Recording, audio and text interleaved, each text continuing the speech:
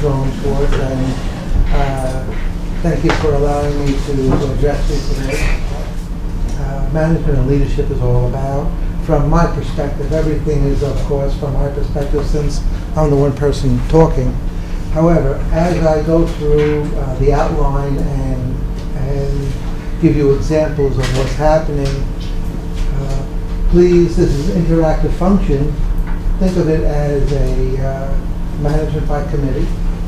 And you interject your thoughts, you ask your questions as you go along. You don't have to raise your hand, you can just speak up. And don't be concerned about affecting my feelings of interrupting me. That's the way it works here. So, with that in mind, this type of lecture is really geared toward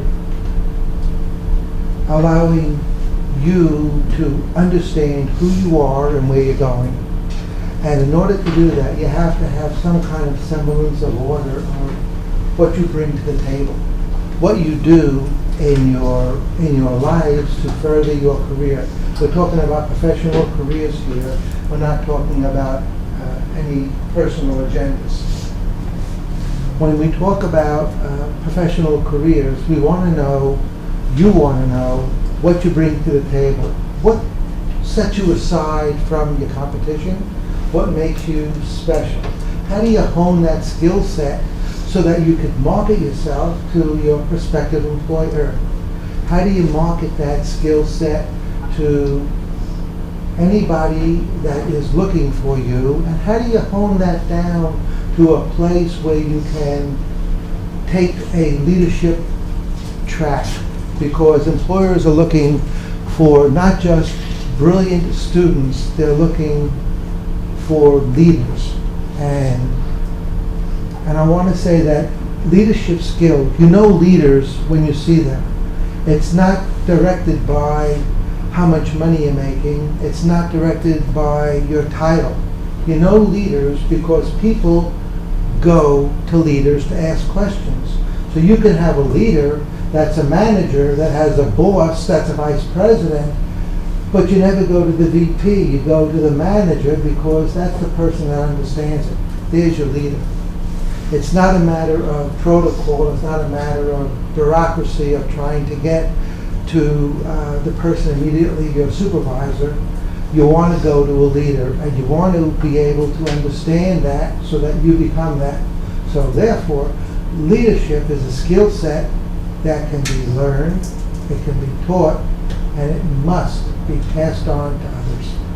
It's your job, whenever you learn, to pass it on to those below you so that you can, and even above you, so that you can be on the fast track to your achievement.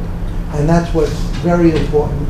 And some people get caught up in, if I know it and I share it, I'm going to lose it. If you know it, you present it in your own style, and people can't copy that.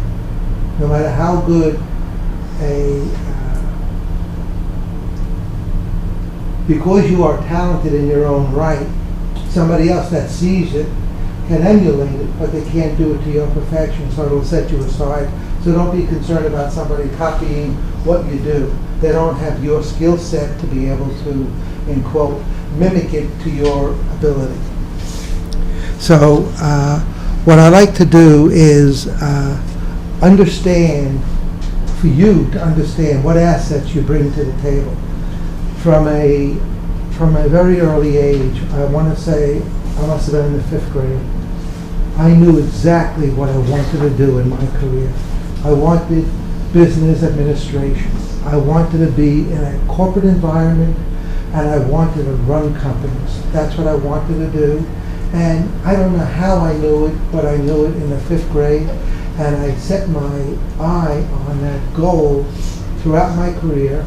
And as we go through this note function, I'll give you examples of how that worked for me.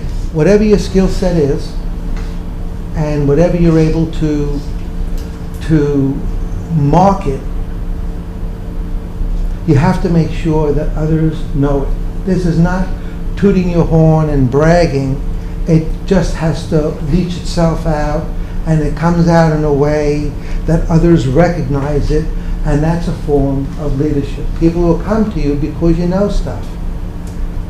When I was I used to be a teacher, and what I did when I had my classes is that when I had a class like this, for instance, I would never make it an individual learning experience. I put everything into teamwork. So every 5 students became a team. I'm not labeling team 1 or team A. And after the class was over, they had to get together, or at some free time, they had to get together and discuss what they heard. So they all made sure that they understood the same information so that they could share it. And I allowed that team to be that way for 2 weeks, and then I switched partners. So nobody would be in the same team again. That way everybody gets it. They get it from the point of view because they're all communicating, and so everybody understands what's happening. That's the way I call management by committee. So, what does that mean? It's a form of leadership. It's a form of taking charge. So when I was in school, specifically in college, I used to form study groups, which everybody I'm sure does, but I used to form them for 2 weeks, and then I would contact other students and form another group. And I would still talk to the friends that I had, but I was able to get the understanding of the words and the knowledge and be able to pass it on to myself and others. No, somebody else said it was different, and somebody else heard something different. And that's how you make sure that you get what has to be said, because when you're running a company, you have to make sure you're right. You have to make sure what you're giving orders on are the orders that are going to make the company stronger, better, and more profitable. And the way you do that is you listen to your staff to make sure you do it. So it's a learning curve, and you have to practice that. And what better environment to practice it in than an educational environment where you're supposed to be practicing all of these skill sets. So when I graduated college, I wasn't sure what kind of company I wanted to work for, but I was positive that I had to work for a company that had a strong training program. So I went, at that time they didn't have the internet, so I went to, in Brooklyn they have a business library down by Brooklyn Heights. Tremendous library. And you go through the research of different kinds of companies and training programs, and you spend hours upon hours upon hours. And I researched a company called Sealand Service. That company had one of the best training programs that existed. What kind of a company is it? It's a container shipping company owned by Malcolm McLean from McLean Trucking, from McLean, Virginia. Brilliant man. He invented container shipping, and he knew the value of tutelage. So I went to a training program. It was a 9-month training program, unheard of. You're not a revenue producer, you're learning. They invest tons of money in you with the idea that they're going to get a payback. The line is 9 months to train and 2 weeks to resign. They teach you, and you take all that stuff in. So I went through the training program, and I understood on a transportation company, but any kind of company, because HR is a transferable skill set, accounting is a transferable skill set, some aren't, logistics are not. Anyway, went through the training program, and I selected a department. I was given the choice of any department I wanted to go to. I took course and budget, because it touches every single department in the company. Everybody has to have a course and a budget. And I stayed there for a few years, and I really enjoyed working there. I enjoyed everything that they taught me. And then I took my transferable skill set that I learned through training, through education, and I went to C-Train, a competitor. It was a perfect segue for me, and that's how you make more money, is that you don't wait for promotions, you make it happen. So you have to transfer companies in the same skill sets that you're working on. It's hard to segue into other industries without experience. But as a young person at that time, I went over to C-Train, and I progressed up the ladder, and I became an executive there. I went from a trainee to a cost and budget analyst, went over to C-Train, director of cost and budgets, and finally a VP of their Caribbean division, steamship company. And the perks were great. I got to travel to the Caribbean and stay down there. So it was a really great gig. What is the point I'm making? You have to look at transferable skill sets, and you also have to look at how you learn. So there's a difference between teaching and learning. Learning is what you're doing now. Teaching is at a different skill set, but in the same genre, like HR. There's a lot of different departments in HR, a lot of different functions. So these are two subsets of teaching and learning. And so the ability to do this sets you apart because you're able to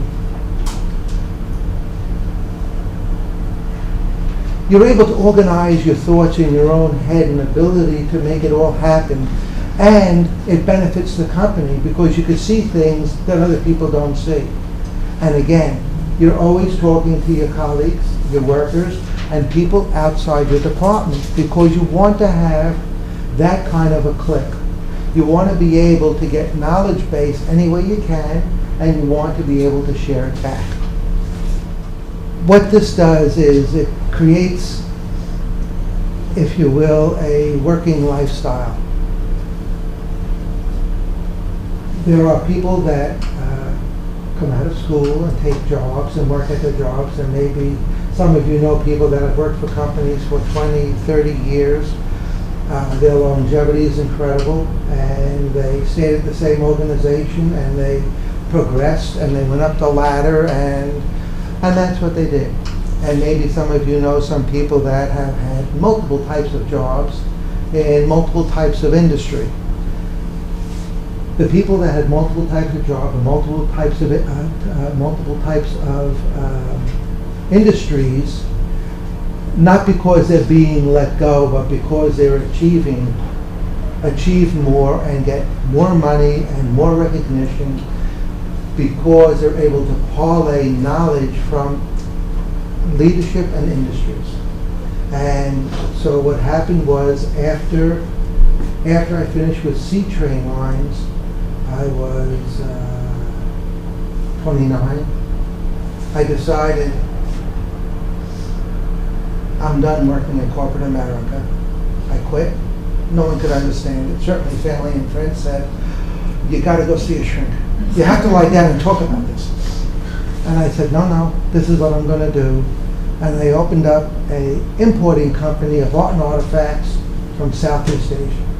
So for 2 years, I traveled back and forth to Southeast Asia, buying art and artifacts, selling them in this country. And I thought, wow, what a great life, and I could do it. And after I did all of that, I understood that I need to be back in corporate America. It was fun, and I just couldn't get the revenue to the way I wanted it. Even though I had some great sales, I needed a team, and I didn't have a team structure. I'm not independent. I have to have a team structure. So after 2 years of this, I funded my own company. I did everything I could do, and so I came back to corporate America.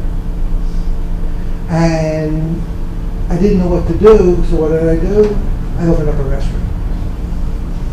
And I thought, well, I could do that. When I was in college, I was in the Merchant Marine. I paid for my college through being a mariner. And I was a cook. So I knew how to cook, and I loved cooking, and so I opened up a restaurant, and I was the cook. And that was dawn to unconscious, 7 days a week. And after 5 years of doing that, I said, I am totally done with that. A lifestyle is a choice that you have to make. And the choice that you make is dictated by your environment and your ability to manage stress and critical path. And your ability to manage that is being tested right now. Whether it's studying for school, whether it's organizing your workload, whether it's putting together your household. It's being tested now.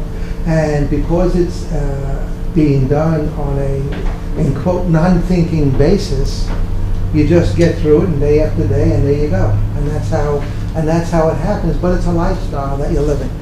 So when you go through these phases in a educational environment, it's important that you pick up internships. I don't care if they're paid or they're not paid. It gives you an idea of what's out there. It gives you an idea of what you like and what you don't like. So internships on the resume look very powerful, and also it's an education for you because you're participating. And if you can't do an internship, get involved in some kind of athletic, some kind of club, something where you have not just school and your home life, but you have an activity, an interaction with other people, with peers, and with people that are your senior and your junior. It's important to stay in the mix so that you understand what you bring to the table. These are honing your asset skills. In my case, I don't know why I have these skill sets or this thinking, but I've always had wanderlust, and I've always had this need to keep on changing jobs after I reached a certain level, whether it was boredom or it was I have to achieve more. I'm not sure. I didn't spend enough time on that shrink's couch, but I do know that that's exactly what I did. So again, volunteer, join clubs, do stuff. Write. It's important that you write. The reason that it's important that you write at this level, even if it's notes, even if it's taking notes in the class, going home and re-summarizing the notes, either without looking at the notes or with looking at the notes and re-summarizing them in prose rather than in outline form, it brings a skill set. When you go into business, you're going to have to write letters and memos and reports. And where you're going to get those letters and memos and reports? From the meetings that you're going to, from the observations that you do. So you have to practice this. In the sports world, a game is played in an hour, but an athlete practices 50 hours a week for that 1 hour. It doesn't happen that they're great athletes 1 hour or 3 hours for a game. It doesn't happen. It's because they're breaking their brains for 50 hours before they got there so that they are at the top of their game. If they're any kind of athlete, if they're any kind of a writer, it takes guys or gals that write books a long time to write their book because they have to write and rewrite and scratch out and rewrite. Whatever you see that's a high level of achievement doesn't just come boing. It doesn't work that way. It works because you break your brain. It works because you put effort into it to make it happen. It's not magic. It's time. It's time and energy, and that's where a certain level of discipline has to come in. You have to set those goals of achievement, and that's the assets that you bring to the table.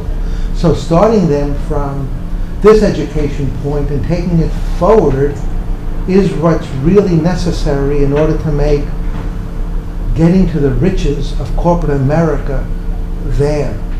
Even the most wealthy people have gone through this process. Some have been genius so they can put together the infrastructure to make them a Bill Gates or a Warren Buffett or any multi-billionaire or 100 millionaire or 10 millionaire. They didn't just sit there, unless they got it by inheritance and they're hanging out at the pool like Paris Hilton.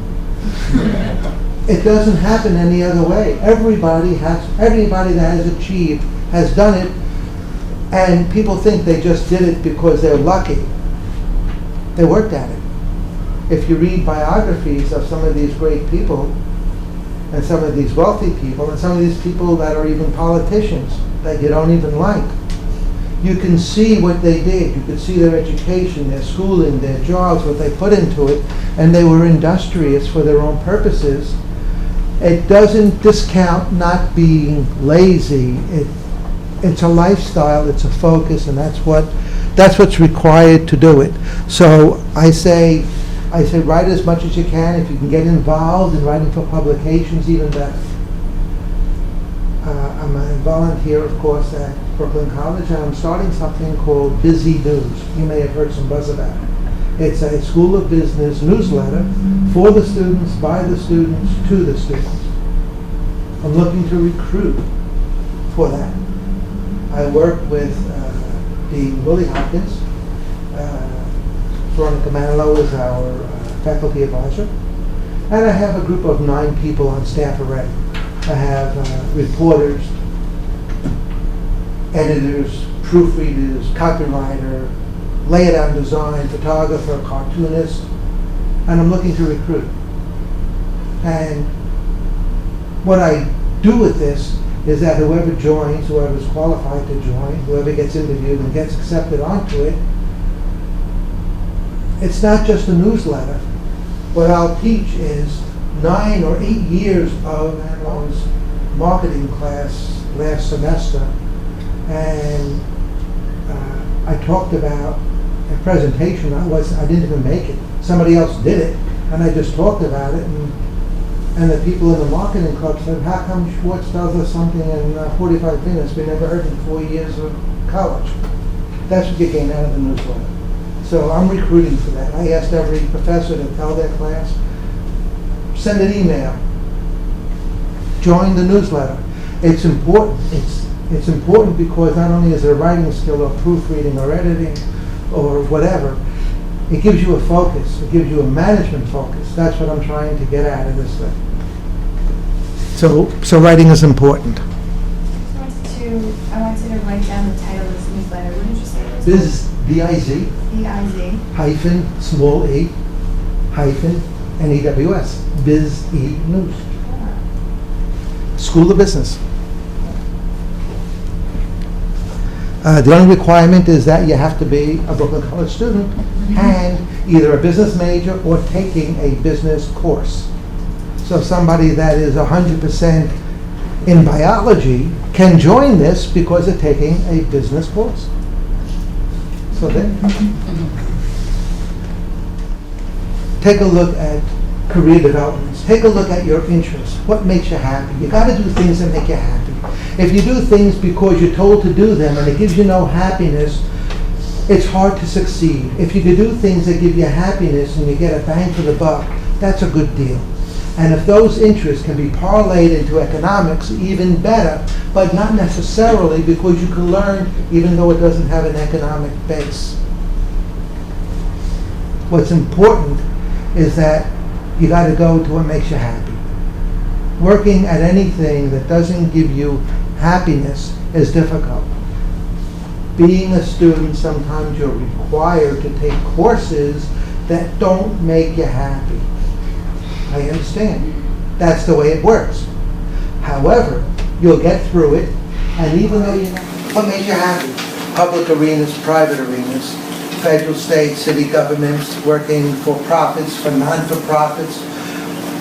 Some people choose industries because, for whatever reason, their parents did it, their friends do it, they have good fringe benefits, it's easy work, they don't have to put so many hours in, they know that their time is spent, they'll go up the ladder. There's, for every dollar you make, there's a reason why you chose that company or why you could choose another one. But you have to be clear in your mind what makes you happy, and so you have to pick those kinds of environments. Once you have a job, you have to get TS. Getting TS means that you are making decisions so that all that you do has some level of achievement. It's specific. Every day you go in, you have a sale. The sale is you've achieved something. I'm there in LG, I've achieved a lot. I'm at the top of my ranks. Can't go any higher. and being comped very nicely, and I'm done. I have to change again. So I went to a company called EdgeTrade, broker-dealer business. It's a new industry in the stock market called day trading. Just came out. So I went to a day trading firm, and I said, this is new technology, I'm very interested in it. And I came in as their CFO, Chief Compliance Officer, Head of HR, and I wrote the manuals, I got it all done. They were a startup, it was pretty interesting. They were a partnership, I got them incorporated, I did all the legal work for them as well. And I'm there for 9 years. In that position, I saw what I consider the future of it, and I said day trading is fanciful. Day trading, if you don't know what it is individuals using their own funds to buy and sell stocks through a software package, that the same software package, the same portal that the big boys use, called ECNs, Electronic Communication Networks. And they pipe their orders in and out. But it's not a fair market because it works through terminals and through software. Anyway, I worked there for a number of years, and I said to the president, a better way of doing this is change your business model and end up working with institutional funds, the hedge funds, and the broker-dealers, making them your clients instead of individuals. So you can get, instead of 300,000 shares a day, you can get 30 million shares a day. Charge them a little bit less on commission and make a lot of money. And I showed them the financials and the economics of it, and they changed their model into dealing with institutions. And then we sold the company for millions. And since I was a stockholder, I retired because I cashed out. And that's what happened in my career. And I went back to become a consultant because that's my fallback. Whatever I do, I'm a consultant. It is called Knight Capital Group, which is the largest NASDAQ market maker in the world. They are a multi-billion-dollar operation with thousands and thousands of employees. And when the company was sold, the SEC said the sale can't go through unless I stayed as the Chief Compliance Officer for the smooth and orderly transfer of books and records. So I had to go there from December until April, and an outrageous payroll in addition to my stock deal. And then I finished. And that was in quote my broker-dealer career. So then after that was over, I had to set sights on doing something else. So you have to research what you want. So what do I want? For you, my research is a different function than what I'm showing on the board. Your research is when you're looking for work, check out the companies, check out the industries, Google the names of the executives. If you're looking for a company, AXA Financial, find out who the top sales, top executive, managing director. Google these people, find out what you have in common. Don't wait for a job to be posted on the internet. Find out top people. If you're really good, you get hired even if they don't have an opening because they want the talent. So you send a personal letter to these people, you handwrite it, personal and confidential, put the name on it, otherwise it gets opened by somebody and thrown away. They'll get to see it, hopefully anyway.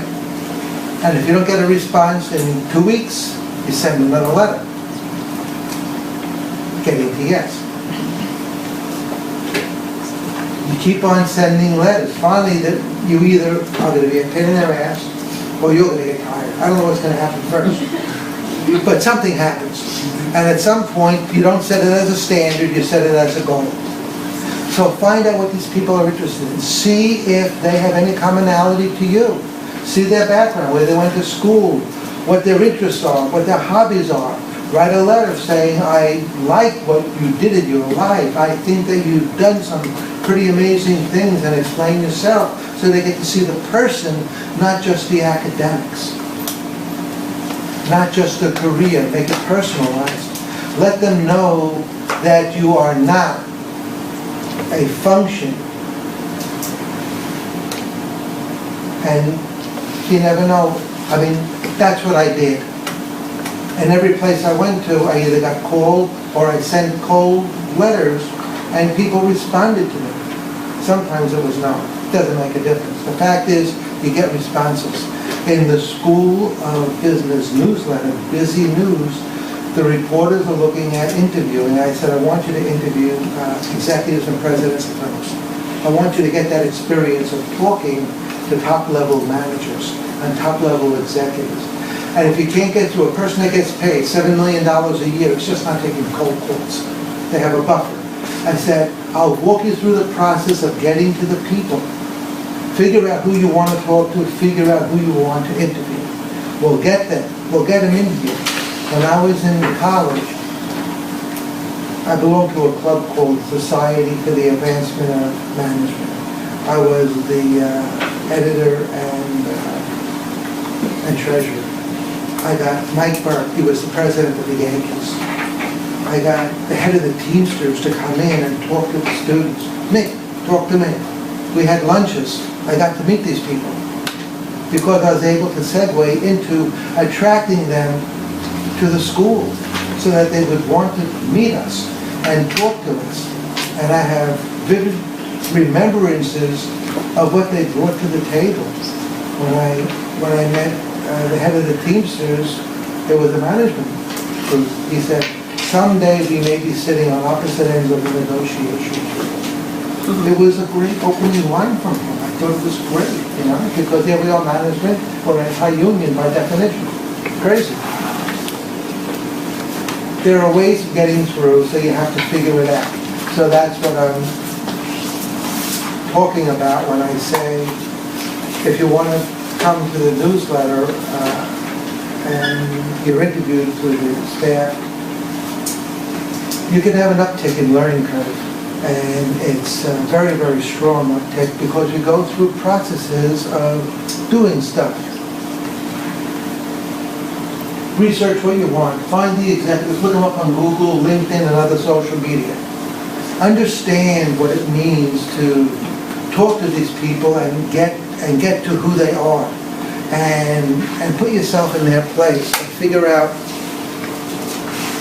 how you make it happen for yourself. So again, you'll send in a handwritten envelope. Get it done. Handwritten return address. Personal and confidential.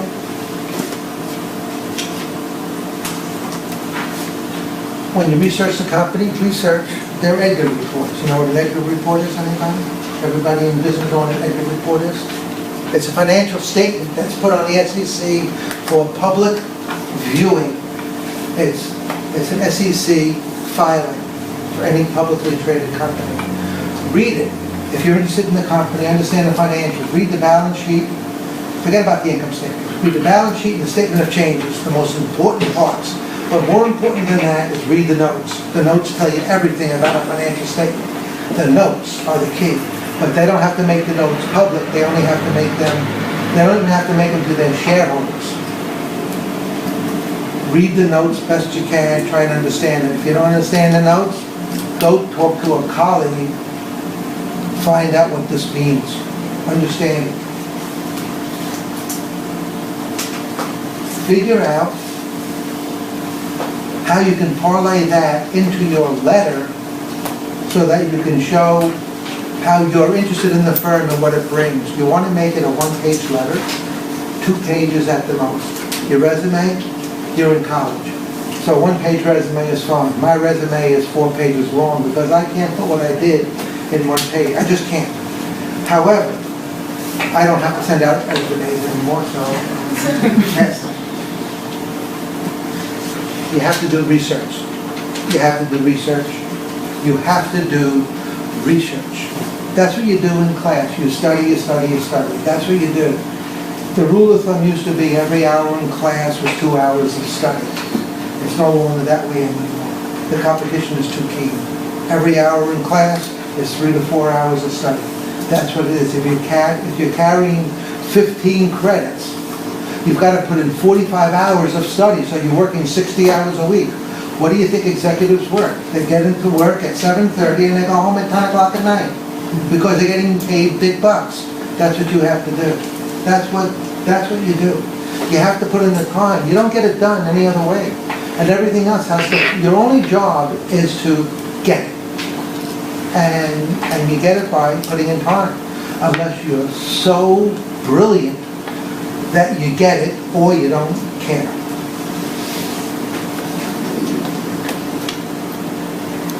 If you're handed no, don't accept it. No gets you nowhere.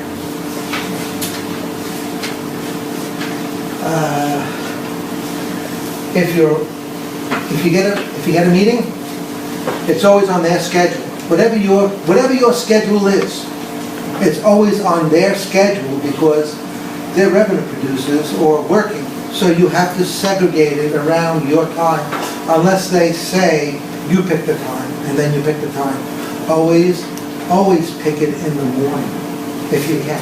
Change the focus. Put the mirror someplace else. Sometimes it's easier to do for another than it is for yourself. Research Brooklyn College graduates. It's a good source. Brooklyn College graduates like to work with Brooklyn College students. I'm here. I could work with NYU, I could work with Columbia, I could work with a lot of schools. I've said no. Brooklyn College. I came from here. Here's what I'm putting my time in. This is what I volunteer. This is what I do. Your competition is just not in business. Your competition is everywhere around you. Competition is a good thing. It's never a bad thing. You never lose anything because of competition. You only get better because of competition.